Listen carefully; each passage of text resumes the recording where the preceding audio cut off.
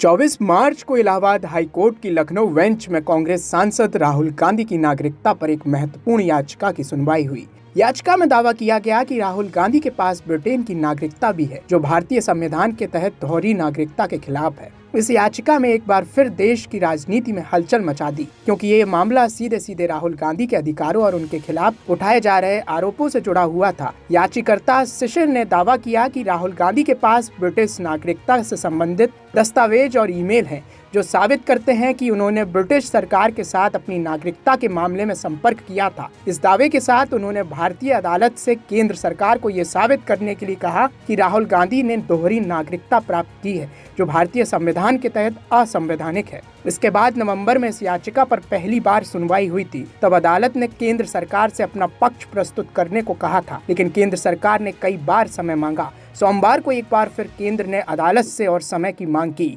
जिससे मामला और बढ़ गया।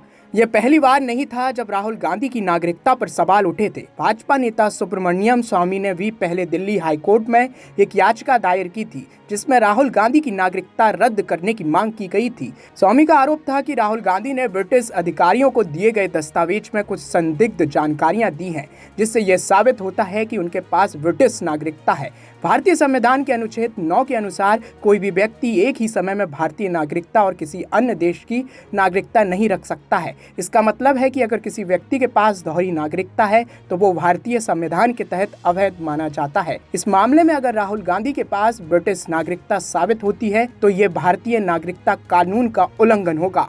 इसके अलावा भारतीय पासपोर्ट का इस्तेमाल करना भी अवैध होगा। अगर किसी व्यक्ति ने विदेशी नागरिकता हासिल कर ली हो, दोहरी नागरिकता का मतलब है कि किसी व्यक्ति के पास 2 या 2 से अधिक देशों की नागरिकता है। इसका लाभ ये होता है कि व्यक्ति को उन देशों में राजनीतिक, कानून और सामाजिक अधिकार मिलते हैं। उदाहरण के लिए, अगर किसी व्यक्ति के पास ब्रिटेन और अमेरिका की नागरिकता है तो उनके पास दोनों देशों का पासपोर्ट होगा और उन दोनों देशों में राजनीतिक अधिकार भी मिलेंगे, लेकिन भारतीय संविधान इस अधिकार को मान्यता नहीं देता है। भारत में दोहरी नागरिकता को लेकर हमेशा विवाद रहा है। भारतीय संविधान के तहत किसी व्यक्ति को एक समय में केवल भारतीय नागरिकता मिल सकती है। इसके अलावा अगर कोई व्यक्ति विदेशी नागरिकता प्राप्त करता है तो उसे भारतीय पासपोर्ट वापस करना होता है, क्योंकि भारतीय पासपोर्ट का इस्तेमाल विदेशी नागरिकता रखने वाले व्यक्ति के लिए अवैध माना जाता है।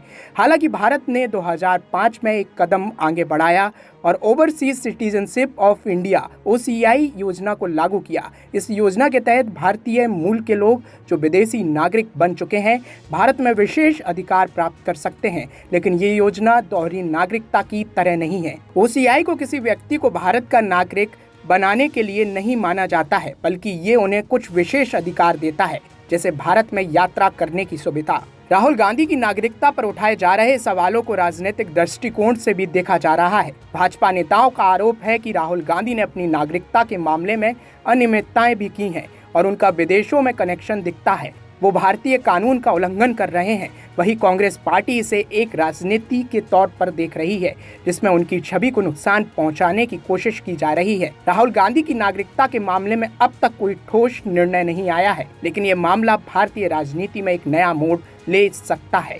हाई कोर्ट का आदेश और केंद्र सरकार की प्रतिक्रिया ये तय करेगी कि इस विवाद में आगे क्या होता है।